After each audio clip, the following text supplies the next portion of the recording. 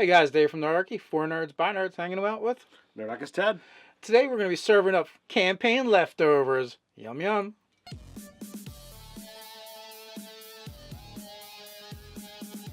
Hey guys, jump down in the description below where you can sign up for Nerdarchy the newsletter, get weekly gaming tips, as well as learn how to game with us. So you were trolling through Facebook one day, minding your own business. Minding my own business, looking at all of the vast amounts of gaming material that espouse me on Facebook, and I saw a comment on the 5th edition thread that talked about what happens to your PCs when the campaign ends. So were they talking from the player stance, from the GM stance, from someone who lives in the world stance? Well, I think they're looking at it as God complex. As you as a GM, what do you do with those players that have essentially retired by one reason or another?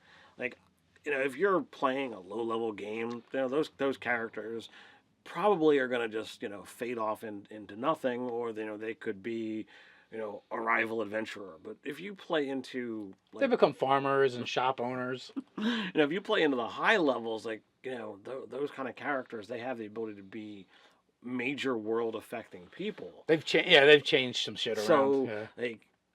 Do they become NPCs? And you've progressed the story along, and player might get to interact with their old player character as he's now into middle or late age and what have you. That's a fair enough question. Now, you played in many of my campaigns. I have. And what do I do?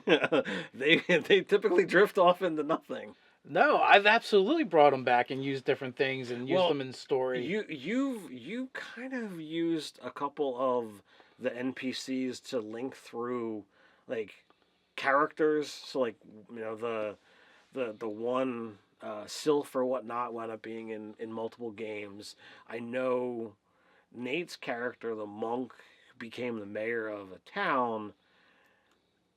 And then he kind of just was there for a while, and the campaign moved on. Yeah. But what other kind of characters have? I mean, could be just my shoddy memory at the moment. But what other characters do you recall having used as NPCs? Well, maybe not always directly, but I use stories and things like that. Mm-hmm. Background. I use it more for background. Okay. Maybe I don't full on take them on and make them the next NPCs. Mm-hmm. Now, I have done it recently. I know you've taken Freckle, my gnome illusionist, and shown him a couple of times in the Gryffindor world. But I mean, how often do you encounter a magic using gnome who's got a singing mushroom? Well, that's true. So that's it too. It depends on how interesting the characters were and what was going on, as to whether they're going to resurface, if it's the same, if the new players are adventuring in the same region, that kind of stuff. But it definitely, if it's there and it's in the world and it's interesting, I would absolutely do it. I've also did it with Tom. Oh. Tom Codwick as well.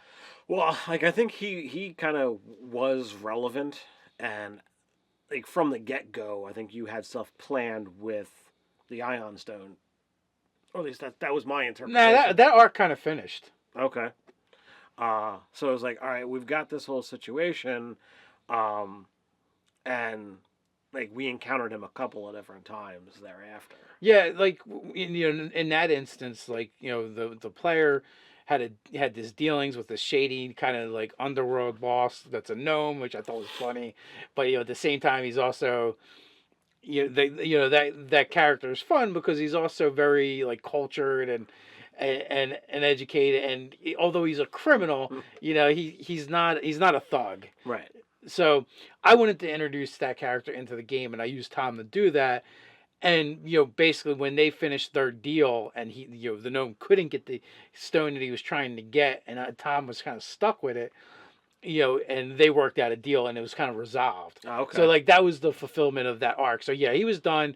Tom could have definitely faded into the black and never be heard from again easily, but I thought it was definitely more fun to have him around and do stuff. Same thing with Freckle. It was an interesting character. Mm-hmm. He did have the singing mushroom, so why not use it?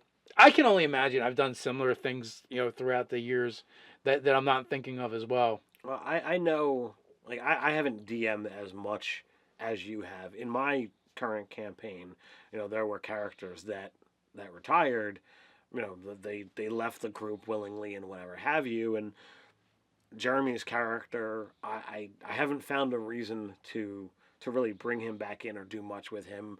When he stopped playing, you guys were in the Underdark, so it's a matter of, okay, well, you guys have been in the Underdark for a long time, or the Beneath in our world. Now that you're heading back to Gryffindor, I have the option of, okay, well, are you going to encounter him again? Has that character made another choice and gone elsewhere in the world? And then there's the other two, Buckle and I can't remember Ivy's character's name off the top of my head. Yeah. But like You just murdered them anyway, so it didn't well, matter. I did that to kind of have an impact on you guys. That what was out there was not going to be a simple pushover thing, and I wanted to shock you guys. They made the choice that they weren't coming back. I could have felt that, had they decided they wanted to, I could have done something else about it to wind up bringing them back or whatever. Have you guys have a cleric with you? But I knew that wasn't the case. So I'm like, all right, well, now I can have the bad guys get the thing that he was carrying around, which was a major plot element for me. So I was like, all right, how are we doing this? You also did it with Ryan's character for a time as well. I did. I didn't feel that Ryan was completely gone from the game. I think he just needed a break because, with all the things that we do for Nerdarchy, he just couldn't commit to all the games that we were playing. Lightweight. So I was like, well, he had gotten the commission of mayor. It'd be kind of crazy for me to say, well, let's just put someone else in the mayor's shoes. Why? Like, he was elected, so his character's there. So there were times where you guys interacted with the mayor, or spoiler, false mayor, Right. when that was going on. But there was no need to make a change to put another player there, another character there. He was elected. Go for it. Makes sense to me. Yeah, so it does like create an interesting thing, and depending on the type of game you're playing too. Like for us, there's a lot of games where we're constantly playing.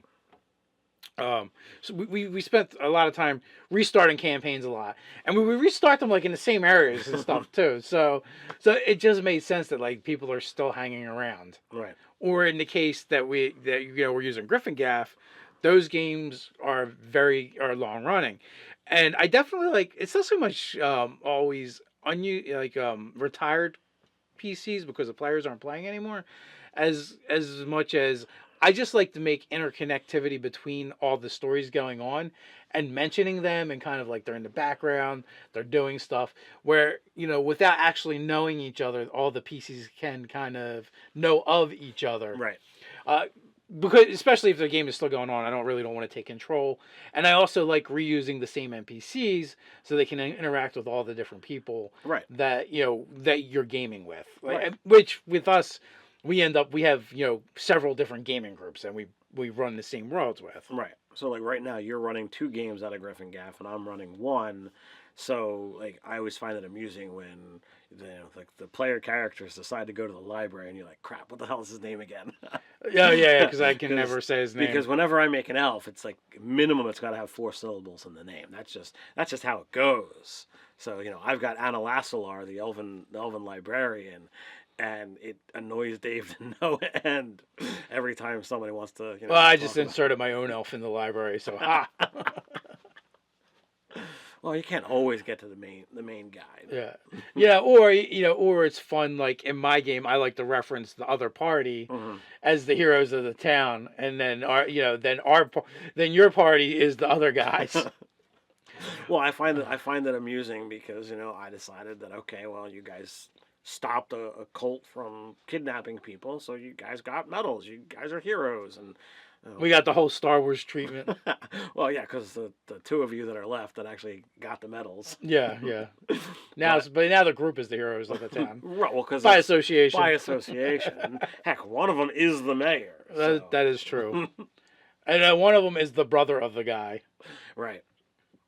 That got murdered. Well, that was how we were learning the mechanics of 5th edition. By murdering the players? It wasn't murder. Oh, not the players, the characters, I'm sorry. The characters died, and character. The character died, and they weren't learning that. Oh, well, you really should always have a medicine kit on you.